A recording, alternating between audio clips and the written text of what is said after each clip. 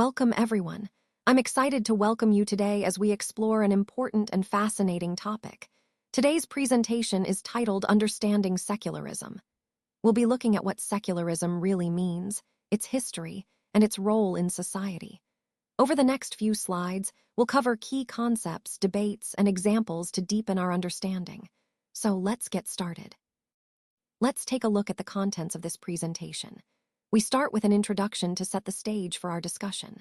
Then, we'll explore what secularism really means, followed by some examples of Indian secularism to see how it manifests in practice. We'll also examine how Indian secularism differs from that of other democratic countries, with a specific event in France as a case study. After that, we'll review both examples to understand their significance better. Next, we'll look into why it's important to separate religion from the state, which is a fundamental aspect of secularism. We'll then see what the Indian Constitution says about this topic, highlighting key points. Moving forward, we'll have a glossary to clarify any terms, and finally, we'll open the floor for questions. Throughout this presentation, our goal is to understand how secularism functions uniquely in India, its importance, and how it compares globally. So, let's dive in and explore these ideas together. History has given us many powerful examples of discrimination, exclusion, and persecution that are based on religion. Throughout the centuries, we've seen how people from one religious group have targeted others simply because of their beliefs. For instance, you might have heard about how Jews were persecuted during Hitler's Germany, with millions losing their lives. These tragic events highlight a common pattern: members of one religious community often persecuting or discriminating against members of another. Understanding these historical examples helps us see the importance of promoting religious tolerance and respect today, which ties directly into our overall goal of fostering a more inclusive and understanding society. Let's continue with this idea. These acts of discrimination become even easier when one religion is officially recognized by the state, especially if that recognition comes at the expense of other religions. No one truly wishes to face discrimination just because of their faith, nor do they want to be dominated or marginalized by another religion. This raises an important question. In a country like India, can the state discriminate against its citizens based on their religion? It's a critical point to consider, as we reflect on the principles of equality and fairness that should underpin any democratic society. Let's talk about what secularism really means, especially in the context of India. The Indian Constitution is quite clear here. It gives every individual the freedom to follow and practice their religion as they interpret it. This means that people are free to believe and worship in their own way. Now, to support this freedom, India took a significant step: separating the power of religion from the power of the government or the state. This is what we call secularism. Essentially, secularism is about keeping religion and government apart so that no one religion gets special treatment and everyone's rights are protected equally. This separation is crucial because it helps maintain harmony and equality among diverse religious communities. It also aligns with the overall idea of a fair and inclusive society, where freedom of belief is respected for all. So, in summary, secularism in India ensures that religion remains a personal choice and is not intertwined with government authority, promoting unity in diversity. So, why is it so important to separate religion from the state? Well, the key point here is that secularism really hinges on keeping religion and government power apart. This separation is essential for a country to function democratically. You see, most countries around the world have multiple religious groups living within them. Among these groups, there's usually one that's in the majority. Now, if this majority religious group gains access to state power, there's a risk. They could use that power and the financial resources at their disposal to discriminate against or even persecute those who hold different religious beliefs. That's why maintaining a clear separation helps protect the rights of all religious groups and ensures fairness and equality under the law. It's a fundamental principle that supports the overall theme of promoting justice and freedom in a diverse society. Let's explore what Indian secularism really means. The Indian Constitution explicitly states that the Indian state must be secular. But what does that imply in practice? It means that only a secular state can truly achieve its objectives of maintaining harmony among diverse communities. For example, it ensures that no single religious community dominates another, fostering a sense of equality and respect. Additionally, it protects against any group within the same religion from overpowering others, which helps maintain internal harmony within communities. Most importantly, the Constitution guarantees that the state itself does not enforce any particular religion. This means religious freedom for every individual is protected. People are free to follow their beliefs without fear of interference or coercion from the government. So, in essence, Indian secularism is about creating a balanced environment where religion is a personal matter and the state remains neutral. This neutrality is crucial for the unity and diversity that define India. Let's look at some key examples of Indian secularism to understand how it manifests in practice. In this slide, we're focusing on the first set of examples. Indian secularism is unique because it emphasizes coexistence and equal respect for all religious communities. For instance, one important aspect is the constitutional guarantee of religious freedom, which allows individuals to practice their faith freely without fear of discrimination or persecution. Another point is the state's role in maintaining harmony among diverse communities, often through policies that promote social unity. We also see this in the way laws are applied uniformly, regardless of religious background, ensuring fairness and justice for everyone. These examples highlight how Indian secularism isn't about separating religion from the state completely, but rather about ensuring that religion does not become a basis for discrimination or inequality.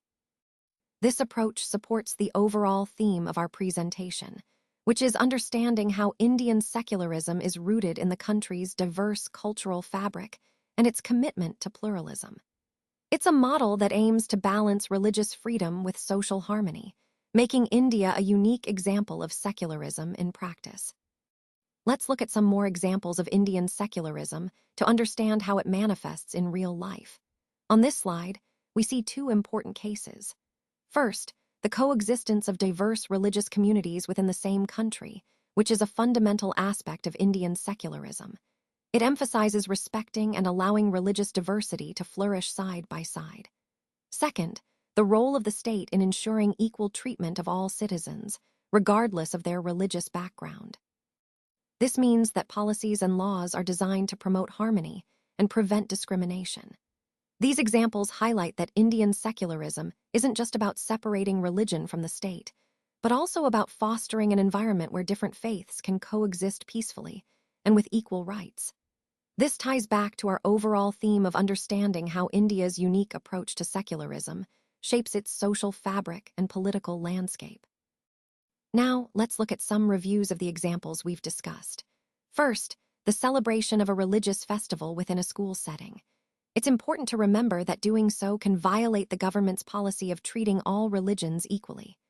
Government schools, in particular, are not allowed to promote any one religion, whether through morning prayers or religious celebrations.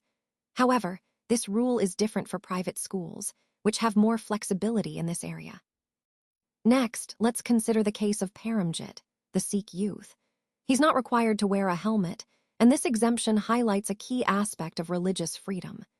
The Indian state recognizes that wearing a pugri or turban is an essential part of Sikh religious practice.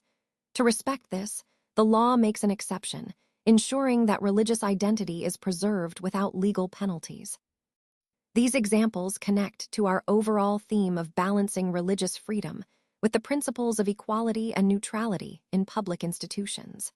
They show how policies and laws aim to respect individual religious practices while maintaining fairness across society. Let's talk about some key points in the Indian Constitution. One important aspect is that it explicitly bans untouchability. This means the government is taking a stand against social practices that discriminate and exclude certain groups. In a way, the state is stepping into religious or social customs to protect the fundamental rights of lower castes, who are citizens of this country. Similarly, the Constitution ensures that laws related to equal inheritance rights are respected across communities. Sometimes, this requires the state to intervene in religion-based personal laws, which might otherwise restrict these rights. Another significant point is that the Constitution grants religious communities the right to establish their own schools and colleges. This autonomy helps preserve their cultural and religious identity. At the same time, it provides financial aid to these institutions on a non-preferential basis, ensuring fairness and support for diverse educational needs. Overall, these provisions highlight how the Constitution balances respecting religious freedoms while protecting individual rights and promoting social equality. So, let's look at how Indian secularism differs from that of other democratic countries, like the United States. The First Amendment of the U.S. Constitution is a good starting point. It prohibits the legislature from making laws that respect an establishment of religion or that prohibit the free exercise of religion. What does this mean? Well, the key idea here is that the government cannot declare any religion as the official religion, nor can it favor one religion over another. This is what we call the separation of church and state. It ensures that neither the government nor religious institutions interfere in each other's affairs. This principle aims to protect religious freedom and maintain neutrality. In the U.S., this separation is quite strict. Comparing that to Indian secularism, the approach is somewhat different, but that's a topic we'll explore further. Understanding this distinction helps us see how different democratic countries balance religion and state power, aligning with their unique historical and cultural contexts. Let's look at how Indian secularism differs from the typical understanding we have of secularism in the United States. In the U.S., there's a very strict separation between religion and the state, meaning the government generally stays out of religious affairs. But in India, the story is a bit different. The state is allowed to intervene in religious matters, especially when it aims to promote social justice or uphold constitutional values. For example, the Indian Constitution specifically intervened in Hindu religious practices to abolish untouchability, which was a significant step towards social equality. So, Indian secularism doesn't mean the state is completely separate from religion. Rather, it maintains a asterisk principled distance. That means the state can engage with religious issues, but only in ways that align with the ideals laid out in the Constitution. These ideals serve as the benchmark for determining whether the state's actions are truly secular. If the intervention is based on constitutional principles, like equality, justice, and social harmony, then it aligns with secular values.